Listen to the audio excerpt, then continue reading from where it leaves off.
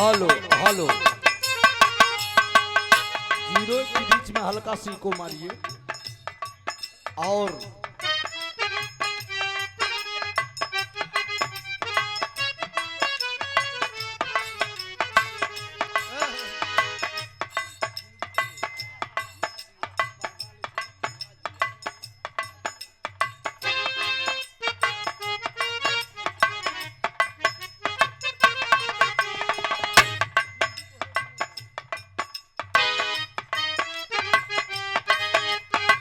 Hello hello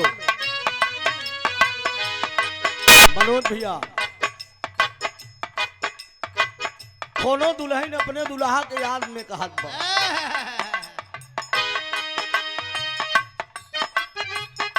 सोना हल्का से harmonium mic उठाला, आवाज में बड़ी खूबसूरत महफिल है। इसका लेवल और ऊंचा करिए, सिंगर का मेरा लेवल और ऊंचा हल्का से वॉल्यूम दे दीजिए। हेलो हेलो हेलो, और पतला रखिएगा, साफ बोले बाबू, जो भी बोले क्लियर कट बोले।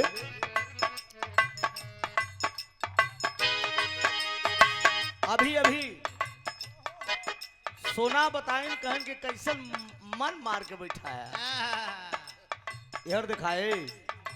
अरे निगाह मिलाओ, निगाह तो तुम मिलाती नहीं तो क्या करें। साला जो टेम्परेचर रहता है वो भी ठंडा हो जाता है।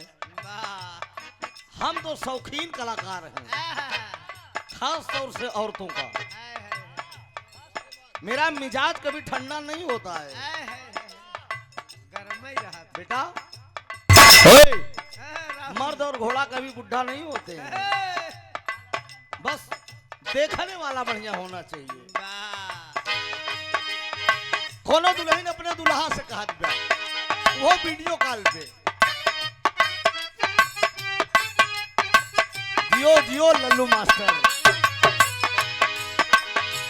जिनकी तोहरे नाम में तरबीन हो गई,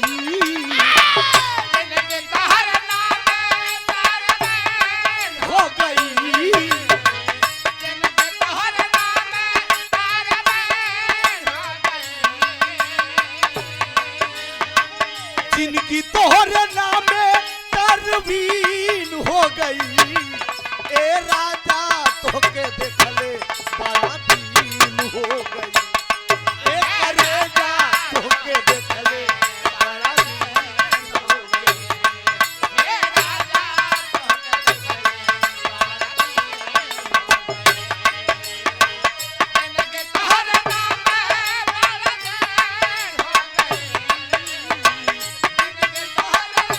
खाली तोहरे याद में तो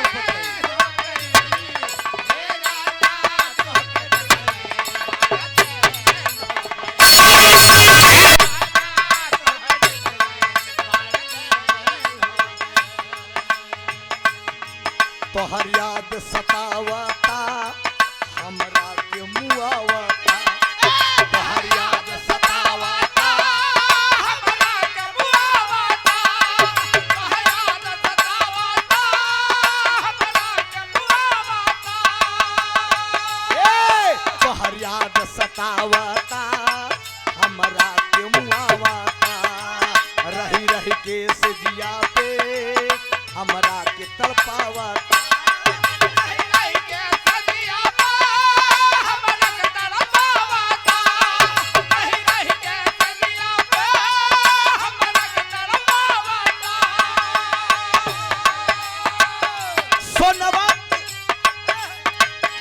सोनवा के गहना सावतीन हो गई, सोनवा के गहना सावतीन हो गई।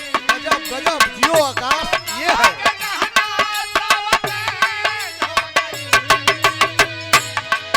आकाश। सोनवा के गहना सावतीन हो गई, ए राजा हो गई,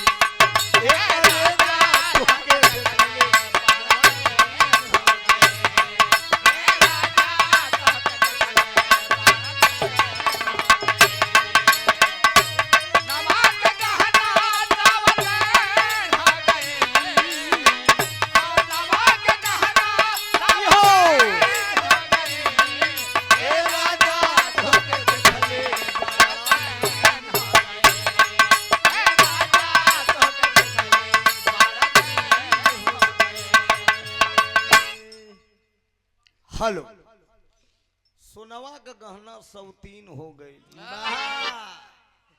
एक करेजा तो के देखले बड़ा दिन हो गई। जब कभी कभी मुलाकात होगी कहो आप ही सब बतावा का तो मन मार के बैठा है सरवा हुए में देखने को देख लो आगे के बात तू लोग ज्यादा था हाँ साला अपने मन को मना के बैठो क्या मतलब है फालतू हाँ तो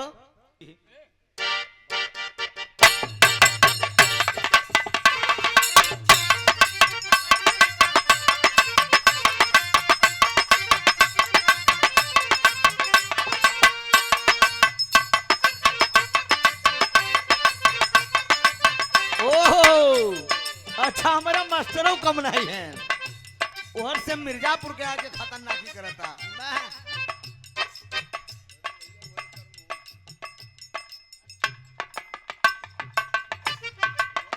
ये मनोज जी हैं हमारे मित्र भी हैं और ये बड़े शौकीन हैं यूट्यूब पर बोलते हैं।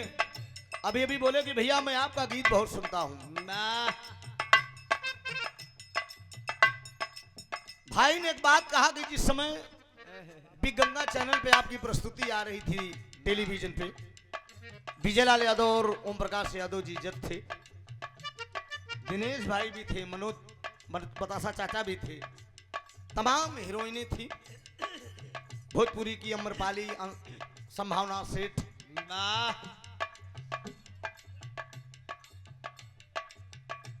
एक कलेजा गदगद होता है कि अपने मिट्टी का कोई लाल इतनी ऊंचे पर्दे पर जाता है तो कलाकार कलाकार होता है सब आप सबके बराए बंदे होते हैं।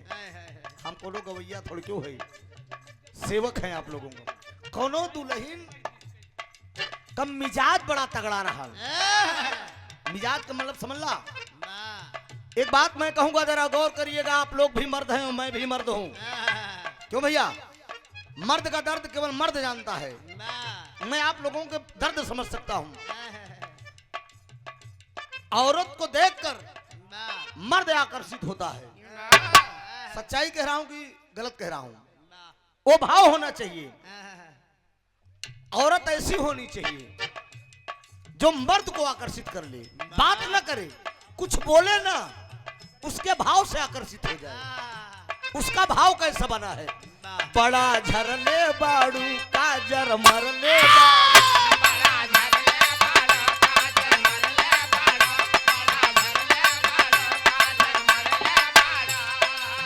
ए सोना यार देखा आज भोरही से मुंह गड़ले बाड़ू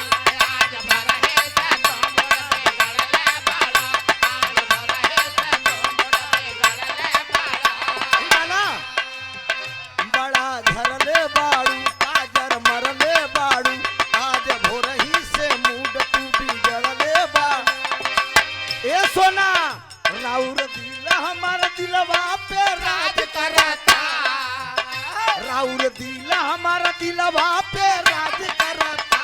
ए सोना ए राजा पायल उतार दी आवाज करता राजा पायल आवाज करता राजा पायल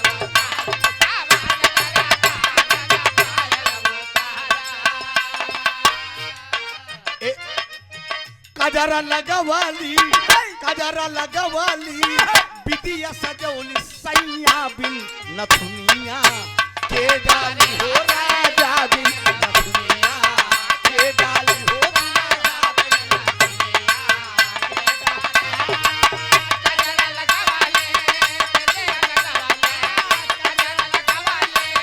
बिटिया सजौली सैया बिन नथुनिया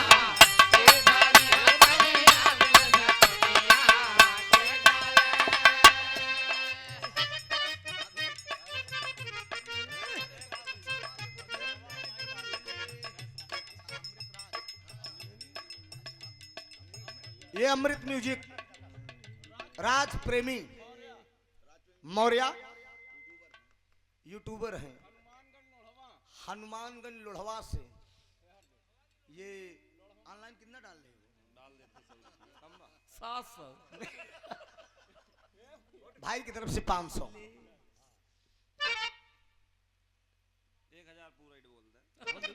1001 रुपए डाल दे। आने बेईमानी न करे, आने पब्लिक को दिखाई दे के डाल ले। बहुत अच्छा चैनल है, ये सब यूट्यूबर है, अच्छा पैसा कमाते हैं। हम ही आपकी गीत उठा के बस इतने डली ही कजरा लगौली विदिया सजौली और मैं लिख दी कि त्रिभुवन ने रसे रसे सोना को लहाया। इतने में क्लिक करके आप लोग देखबा के रे, देखी कैसे लहाया, शब्द से ही गीत चल जाती है। ए बूढ़ा काजर लगाइला, अरे ए बूढ़ा काजर लगाइला, फिर ना आई है जवानी। ए बूढ़ा काजर लगाइला, फिर ना आई है जवानी। अभी अमृत भाई कहा था, अमृत कहे न बे बड़ा जान है यार तोहरे अंदर। का चाहता है बहने बुढ़ाई जाई का चाहता है? आप लोगों के आशीर्वाद से मेरा बड़ा वाला बेटा नौकरी भी पा गया है, ट्रेनिंग पे भी गया है। ये आप लोगों का आशीर्वाद है, आप लोगों का प्यार दुला इसी बिरहा के दम पे। हाँ, हमारे मास्टरों को दूल्हे क्या वही विभाग में गए हैं। तो अबे तो सब कुछ बाकी है यार, अभी तो बिरहा मुझे 20 साल गाना है। अरे ए बूढ़ा, ए बूढ़ा काजर लगाइला, फिर ना आई है जवानी। ए बूढ़ा काजर लगाइला, फिर ना आई है जवानी। बूढ़ा काजर लगाइला, फिर ना आई है जवानी। बालों जैसा बाल नहीं है, बालों जैसा बाल नहीं है, शैम्पू का जी करता है।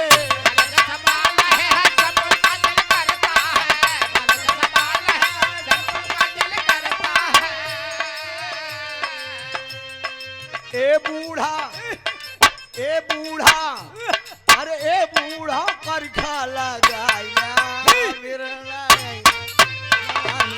ए बूढ़ा करखा लगाइला, फिर ना आई है जवानी।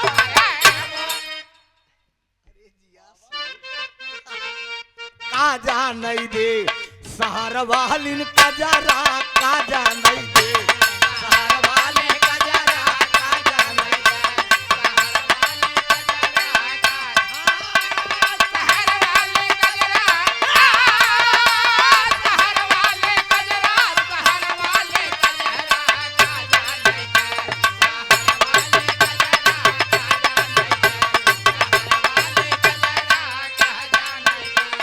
मास्टर एक एक लाइन खाली।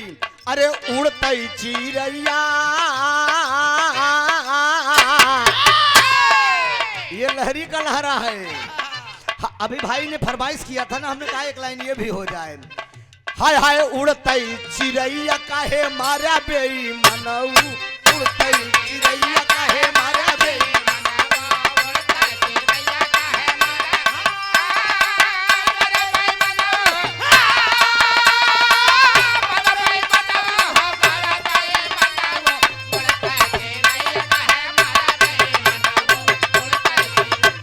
कहा तारा पे मारा, अरे इनारा पे मारा, कहा यार तारा पे मारा, अरे इनारा पे मारा। ये लहरी का लहरा है, ये प्रयागराज का खाटी भाव है।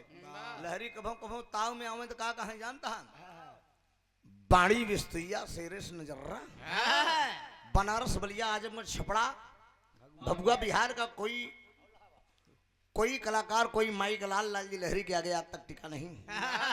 लाल जी लहरी जब से बिरहा गा रहा है तब से तुम चड्ढी पहन के टाल रही हो। लहरी को उस्ताद कभों कभों गाय देंगे, बहुत प्यार करते हैं पतहिया से हम बेटवा न राखी तो राख ले हाय हाय। अरे अबई भतरा शिवा ट्यूका लवंडे लगाओ।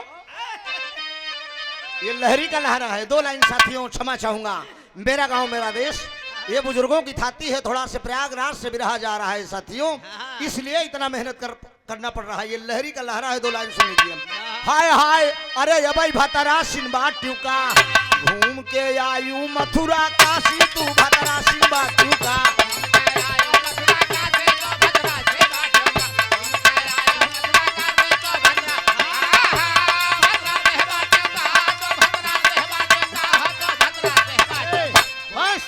लहरी होई गई सन्यासी तू भतरासिन बाट्यू का